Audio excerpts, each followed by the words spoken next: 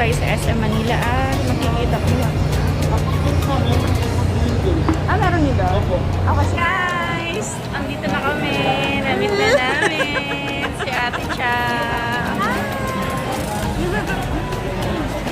Saka kung abot na abot.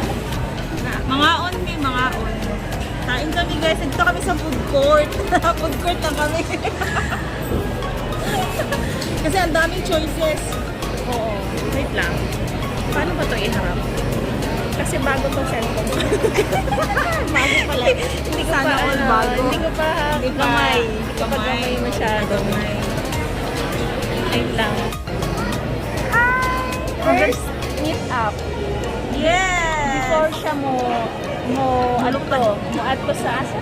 US? US. US. Hindi ko makapasar. Sus ko mo. Kapasar na. Eh, so mamaya pakita mo si ano, sila si Michiko at saka si ano. Ano lang biyahe ko?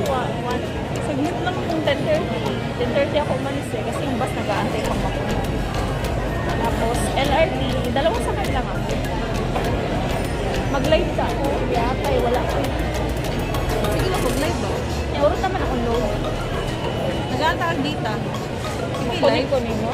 Hindi, nag-aantay ka. Mag-register ka. Sa may red pa.